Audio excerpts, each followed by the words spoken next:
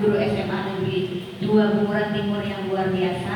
Terima kasih untuk waktu yang diberikan kepada kami calon guru penggerak yang telah meluangkan waktu datang ke Lab Fisika untuk menghadiri diseminasi budaya positif dalam rangka pemenuhan tugas calon guru penggerak.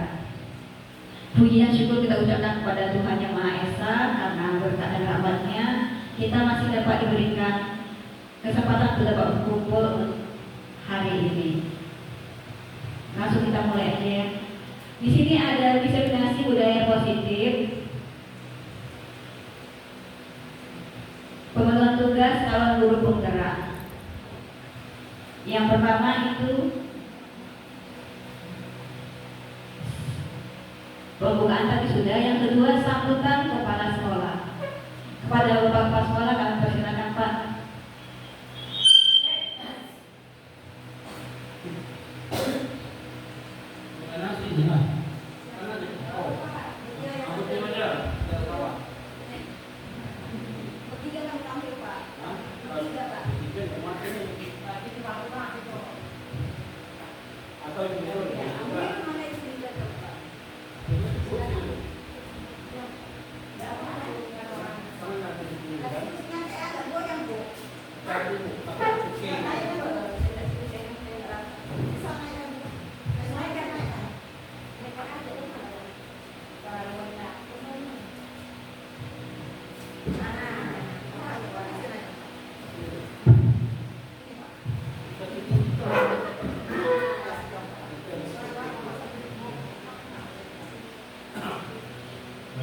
Bismillahirrahmanirrahim. Assalamualaikum warahmatullahi wabarakatuh.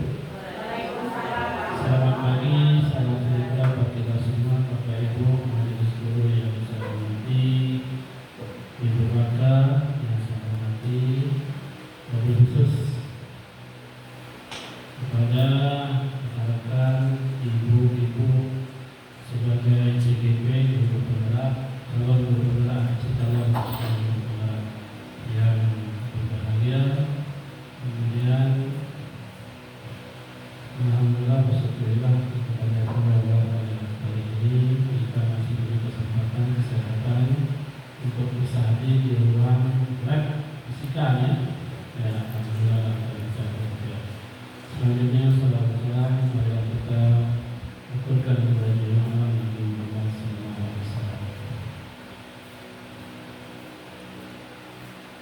Bapak Ibu yang saya hormati, pada pagi hari ini kita akan melanjutkan untuk mendengarkan pemaparan atau presentasi dari calon guru penggerak kita, yaitu Ibu Ratna, Ibu Tio, dan Ibu Asmita ya, yang akan memaparkan, mempresentasikan dengan judul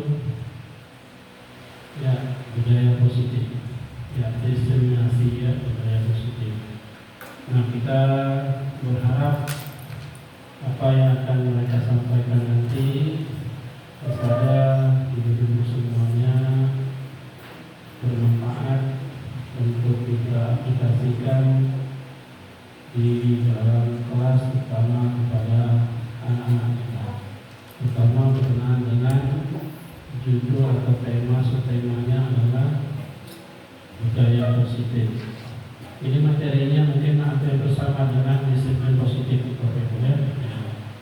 Jadi nanti ini mungkin tugas mandiri karena tidak ada pendamping dari PP ya. Jadi mungkin nanti bergantian, pertama mungkin Sohana, kemudian beliau dan Ibu Asita. Nah, ini merupakan tugas mandiri. Mudah-mudahan kegiatan ini bisa terlaksana dengan sebaik mungkin. Kami jujur karena kami ini memang dari nol, tentulah guru penggerak ini kami berharap yang bisa menggerakkan kami ya, karena ibu-ibu lah calon sebagai leadership ke depan, baik itu sebagai kepala sekolah maupun pengawas Bu. Nah, beliau kita tidak bisa jadi pengawas Bu. Nah, mungkin lagi. Mungkin kalau Ibu Mega mau jadi guru atau pengawas, bahasa ikut guru penggerak. Ya. Kalau kita tidak bisa lagi mungkinnya aturan baru, mereka ini bisa menjadi pengawas minimal golongan 3C. Nah, kalau kita 4A atau 4B tidak bisa jadi pengawas, begitu. Terutama apalagi kepala sekolah, begitu. Jadi pada hari ini Ibu Ana mungkin kalau bisa materinya sama, yang menyampaikan bertiga kan, kalau bisa materinya dibagi aja. Nah, kalau diulang dari pertama kan nanti kan berulang-ulang karena minat waktu. Nah, kemudian ibu-ibu ini kan mungkin ada kegiatan di luar juga bukan dari jam, jadi kita bagi aja materinya. Mungkin Ibu Ana materinya apa, kemudian beliau buat sehingga. Nah, itu saja yang bisa saya sampaikan. Terima kasih ya atas bimbingannya, masukannya ya nanti kepada kami semua. Ya, kami sangat mendukung kegiatan ibu ini ya, karena untuk keberlangsungan proses belajar mengajar di sekolah kita. Terima kasih yang saya sudahi. Assalamualaikum warahmatullahi wabarakatuh.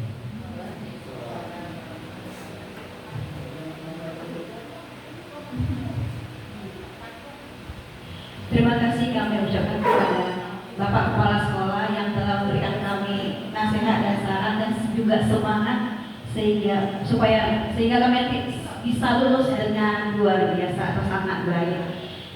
Ayo, sekarang kita mulai Bapak Ibu dalam disiplinasi budaya positif. Pembukaan sudah, kata sambutan sudah.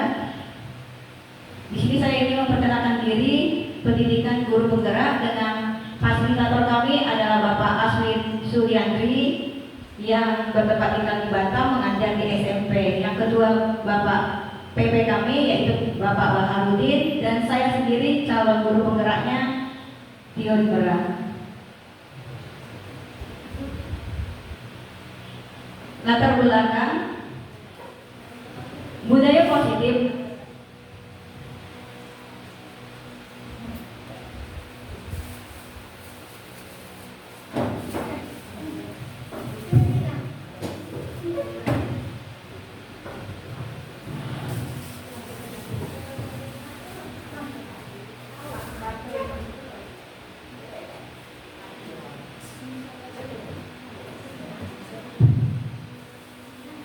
Budaya positif adalah keyakinan dan nilai yang disepakati yang menjadi kebiasaan bersama yang akan dilakukan dalam waktu lama. Budaya positif dapat diterapkan dalam pembuatan keyakinan kelas agar siswa merasa terlibat dan bertanggung jawab dalam menjalankan disiplin tersebut. Kemudian, guru belum menerapkan penyelesaian masalah menggunakan segitiga restitusi. Guru masih sering menggunakan posisi kontrol sebagai penghukum, pembuat rasa bersalah, dan teman. Agar terjadi perubahan positif, maka perlu adanya kolaborasi antar warga sekolah. Tujuan dari aksi nyata dalam tugas guru penggerak adalah yang pertama, murid merasa terlibat dan bertanggung jawab dalam menjalankan disiplin. Yang kedua, murid merasakan proses menciptakan kondisi untuk memperbaiki kesalahannya sehingga karakter mereka lebih kuat ketika kembali pada kelompoknya. Kata sambutan tadi sudah. Sekarang kita ice breaking dulu. Boleh Bapak Ibu, saya izin untuk ice breaking. Boleh berdiri Bapak Ibu. Izin ya Bapak Ibu ya. Izin Pak. Oke.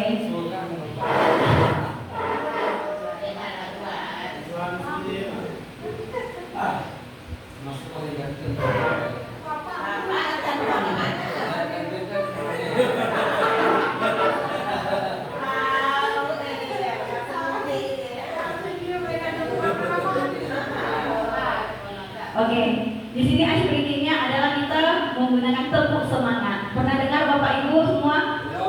Belum. Oke, berarti kita sekarang tepuk semangat. Tepuk semangat.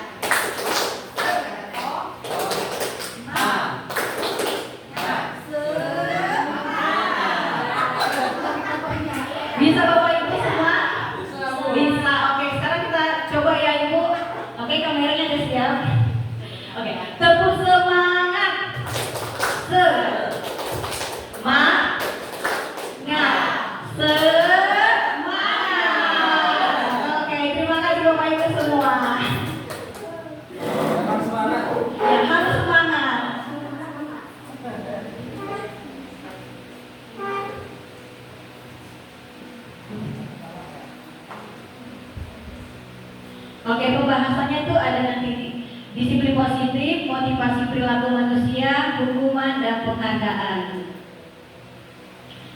Selanjutnya ada keyakinan kelas, kebutuhan dasar manusia, posisi kontrol guru, dan segitiga restitusi. Di sini nanti akan dibagi materinya.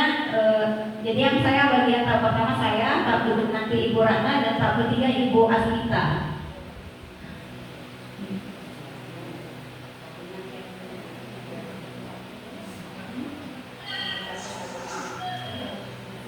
Oke, di sini ada perubahan paradigma.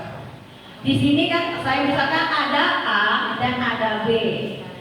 Misalnya ada Bu Marbun dan ada Pak Azwan. Bu Marbun dan Pak Azwan ini adalah sahabat. Sementara sebenarnya kita yang mempraktekkan, tapi saya gara waktu ya. Sementara Bu Marbun ini memiliki benda yang sangat berharga yang dia tidak ingin diberikan kepada orang. Sementara Pak Azwan ini ingin meminta barang yang sangat berharga itu. Kita misalkan itu adalah buku emas. Oke, emas kita misalkan. Emas berapa gram, Pak? Oke, misalnya ada barang berharga, lalu Pak Azwan ini meminta. Apakah Bu Marbun ini mau memberikannya? Apa alasan Ibu Marbun tidak mau memberikannya?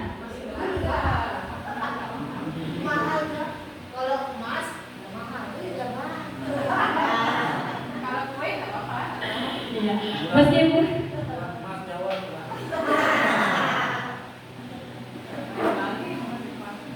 iya, jadi Bu Marbun ini akan bertekad tidak akan memberikan hal yang sangat berharga yang ada dalam dirinya ataupun yang dia pegang seperti itu. Karena kenapa tadi kita tanya? Karena sangat mahal kalau emas ya. Karena Bu Marbun itu mendapatkannya sangat sulit dan dia berusahanya itu semaksimal mungkin untuk mendapatkan benda tersebut seperti itu. Oke.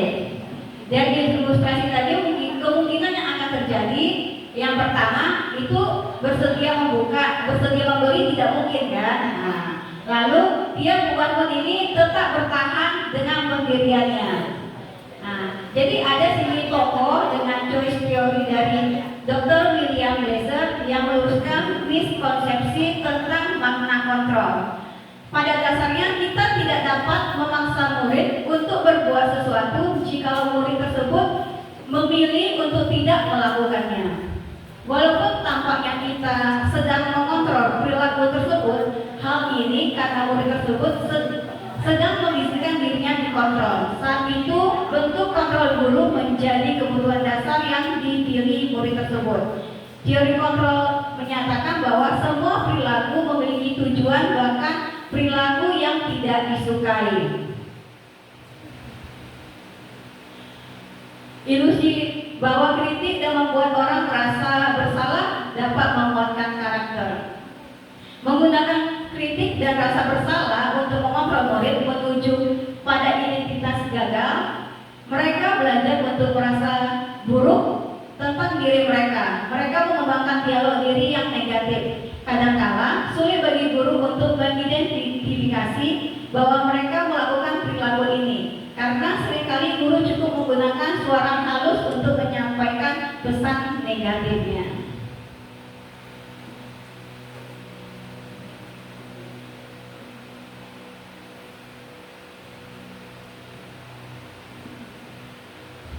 Ilusi bahwa orang dewasa memiliki hak untuk memaksa. Banyak orang dewasa yang percaya bahwa mereka memiliki tanggung jawab untuk membuat murid-murid berbuat hal-hal tertentu. Apapun yang dilakukan dapat diterima selama ada sebuah kemajuan berdasarkan sebuah pengukuran kinerja. Pada saat itu pula, orang dewasa akan menyadari bahwa perilaku memaksa tidak akan efektif untuk jangka waktu panjang dan sebuah hubungan permusuhan akan terbentuk. Lalu siapakah pemegang kontrol sesungguhnya? Siapa Bapak Ibu semua?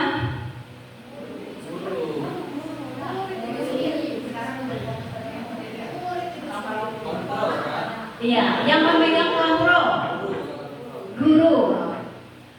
Guru. Kalau terhadap diri kita, siapa yang memegang kontrol? Diri kita. Oke, beri tepuk tangan untuk kita semua. Jawabannya betul. Tentu saja diri kita yang memegang kontrol atas apa yang kita lakukan. Ya, apakah yang seperti tadi, apakah Bung Marwan akan memberi atau tidak, itu tergantung diri dari Bung Marwan sendiri. Oke, di sini kita lanjut kepada disiplin positif. Disiplin positif merupakan pendekatan mendidik anak untuk melakukan kontrol diri, menguasai diri, dan pembentukan kepercayaan diri. Seseorang yang memiliki disiplin berarti mereka bisa bertanggung jawab terhadap apa yang dilakukan karena mereka berdasarkan tindakan mereka pada nilai-nilai kebajikan. Sebagai pendidik, kita harus menciptakan anak-anak yang memiliki disiplin positif sehingga mereka bisa berperilaku mengacu pada nilai-nilai kebajikan dan memiliki motivasi intrinsik, bukan karena paksaan, pujian, atau hukuman.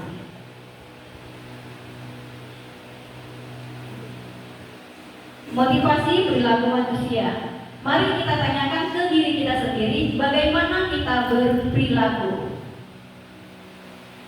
Mengapa kita melakukan segala sesuatu? Pernahkah kita melakukan sesuatu untuk mendapatkan senyuman dari orang lain, untuk mendapatkan hadiah, atau untuk mendapatkan uang? Pernah nggak Bapak Ibu? Atau yang pernahkah kita sendiri melakukan sesuatu untuk mendapatkan senyuman dari orang lain? Sering? Pernah. Pernah, apalagi kok bertengkar dengan suami ya. Mantan pacar.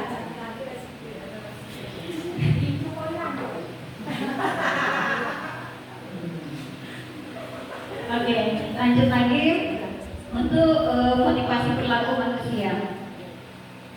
Di sini ada Diana Gosan dalam bukunya Restoring School Discipline menyatakan ada 3 motivasi perilaku manusia. Yang pertama, untuk menghindari ketidaknyamanan atau hukuman.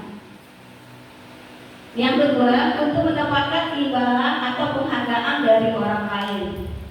Yang ketiga, untuk menjadi orang yang mereka inginkan dan menghargai diri sendiri dengan nilai-nilai yang mereka percayai. Hukuman dan penghargaan. Dalam menjalankan peraturan atau keyakinan kelas atau sekolah, bila mana ada suatu pelanggaran, tentunya sesuatu harus terjadi. Yang kedua, tindakan terhadap suatu pelanggaran pada umumnya berbentuk hukuman atau konsekuensi. Yang ketiga, dalam pembahasan ini akan mengenalkan program disiplin positif yang dinamakan restitusi. Nah, di sini kita ingin sharing. Ada tindakan guru, ada juga hukuman atau konsekuensi. Sekarang yang ingin kami tanyakan, yang pertama, membersihkan coretan yang dibuatnya di meja tulis. Apakah itu hukuman atau konsekuensi, Bapak Ibu? Konsekuensi. Oke, yang pertama konsekuensi. Pertanyaan yang kedua, murid diminta untuk push up 15 kali karena tidak menggunakan masker ke sekolah. Hukuman. Pertanyaan yang ketiga, menggantikan kertas tugas teman yang telah dicoret-coret. Konsekuensi. Pertanyaan yang keempat, berjemur di lapangan basket pukul 12 siang karena mengobrol dengan teman. Hukuman.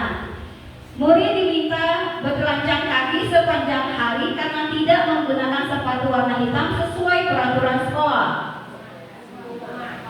Hukuman. Konsekuensi.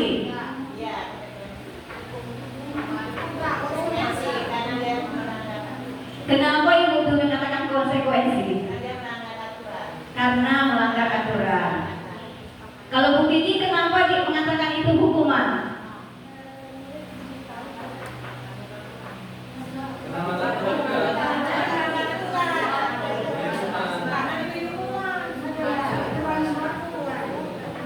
Itu adalah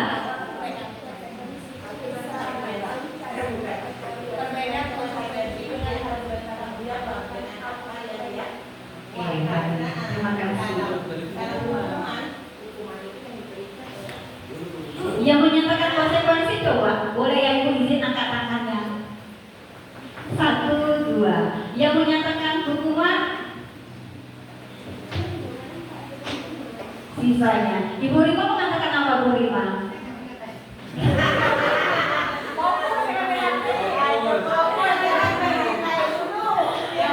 Ini kami ulangi lagi ya Ibu Rima ya. Untuk menempatkan fokusnya kita tanyakan kembali sama Bu Rima.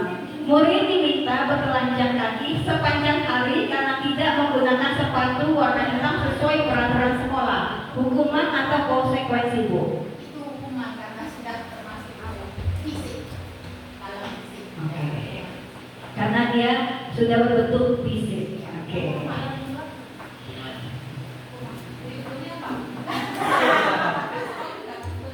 Oke, nanti Bu ada Bu. Ini kan kakak saya pertanyaan nanti ada poin selanjutnya. Sambil makan sambil minum Ibu. Oke, pertanyaan selanjutnya. Berdiri di depan kelas sambil mengangkat kaki satu karena tidak bisa menjawab pertanyaan. Hukuman. Membersihkan tumpahan air di meja tulis karena tersenggol pada saat belajar. Konsekuensi. Kita lihat jawabannya. Oke. Murid diminta bertelanjang kaki sepanjang hari karena tidak menggunakan sepatu warna hitam, itu adalah hukuman.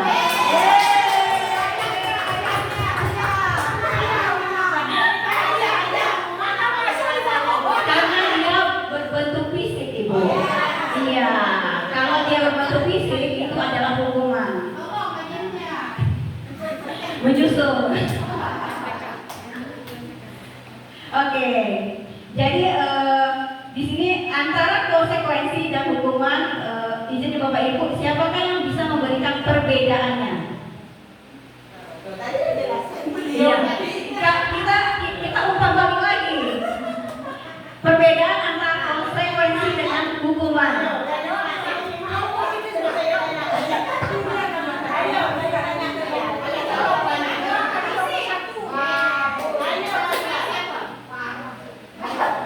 Kalau menurut penjelasan beliau tadi itu kalau hukuman itu kan sifatnya fisik, jadi kalau konsekuensi itu berarti sifatnya tanggung jawab tapi halnya tidak fisik gitu.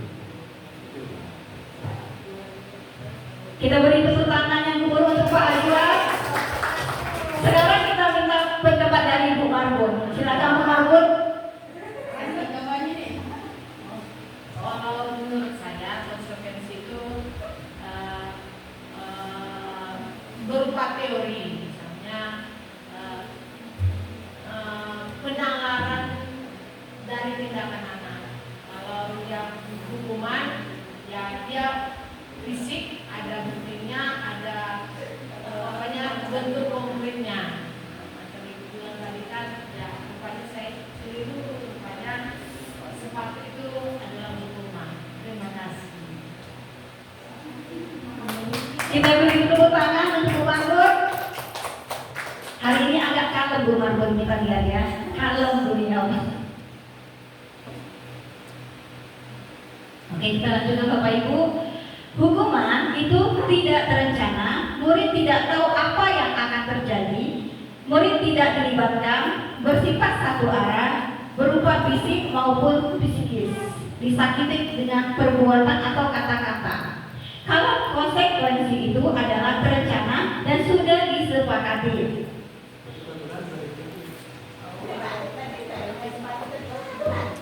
Iya, tapi kan itu hukuman, Bu. Itu kan melanggar aturan. Nanti akan berkelanjutan, Bu, dengan materi selanjutnya. Yang kedua, dibuat guru dan murid sudah tahu sebelumnya serta konsekuensinya. Diberikan berdasarkan data yang gugur atau berapa kali murid tersebut melakukan pelanggaran. Yang kemudian guru selalu memonitor murid. Yang terakhir, murid tetap dibuat tidak nyaman. Ada dihukum oleh penghargaan. Biasa kita mendengar dihukum tuh ya bersifatnya tuh jelek gitu ya kan Bapak Ibu. Nah di sini dihukum oleh penghargaan. Yang pertama itu efektif untuk pengaruh jangka panjang, jangka pendek, tidak untuk jangka panjang. Ketergantungan, tidak menyadari tindakan baik tersebut. kedua, merusak hubungan, timbul rasa iri dan berhenti mencoba, mengurangi ketepatan atau lebih banyak membuat kesalahan, menurunkan kualitas, mematikan kreativitas, menghukum, merusak motivasi dalam diri. Baik penghargaan maupun hukuman adalah cara-cara mengontrol perilaku seorang yang menghancurkan potensi untuk pembelajaran yang sesungguhnya. Tindakan memberikan penghargaan nilainya sama dengan menghukum seseorang. Restitusi menjadi sebuah pendekatan untuk menciptakan disiplin positif. Restitusi nanti akan disampaikan oleh Ibu Ratna. Di sini ada bentuk program kebajikan. Dan Bapak Ibu, contoh pengakuan atau apresiasi kebajikan.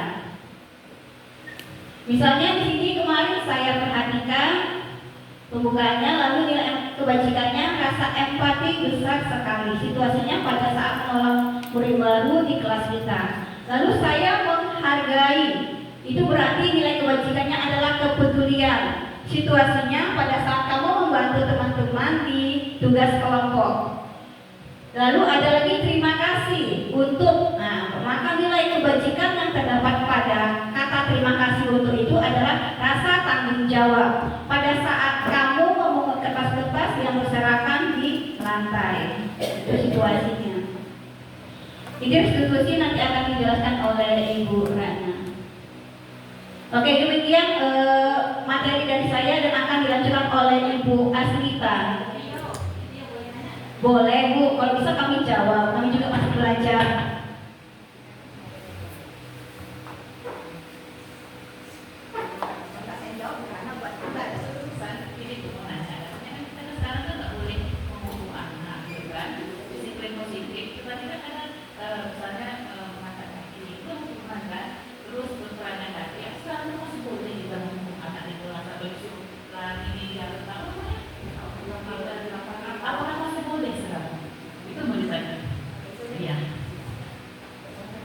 Izin menjawab ya Bapak Ibu.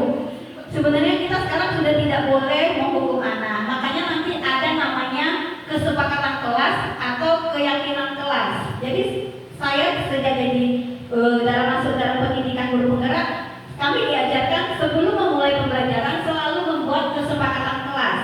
Jadi saya sudah menerapkan tersebut di dalam kelas yang telah saya ajari. Betul kan Adel? Kesepakatan kelas. Yang pertama itu pasti menggunakan HP ketika instruksi dari guru. Selama tidak ada instruksi, maka murid-murid tersebut tidak boleh menggunakan HP. Betul nggak ada? Betul. Itu adalah kesepakatan yang selalu kami buat. Nanti ada poin berikutnya, poin 2 dan poin 3-nya yang berkelanjutan. Jadi sebelum kita memulai pembelajaran, baik itu di semester awal ataupun kita sebelum kita memulai materi di kelas, kita sebaiknya membuat kesepakatan kelas. Dan itu sangat terbukti karena saya sudah membuktikan sendiri. Kesepakatan kelas itu sangat membantu kita dalam mengontrol perilaku dari murid-murid tersebut. Sehingga anak itu ketika dia main HP, mereka mengingat, oh iya tadi ada kesepakatan kelas, jadi mereka tidak menggunakan HP. Terima kasih Ibu. Itu gimana Ibu? Terima kasih. Tidak boleh menghukum, makanya kita harus memiliki kesepakatan kelas atau keyakinan. Oke, terima kasih Bapak Ibu semua. Itulah materi dari saya. Mohon maaf jika ada salah kata atau perbuatan. Mohon dimaafkan. Terima kasih dan selamat pagi. Baik Bapak Ibu, kita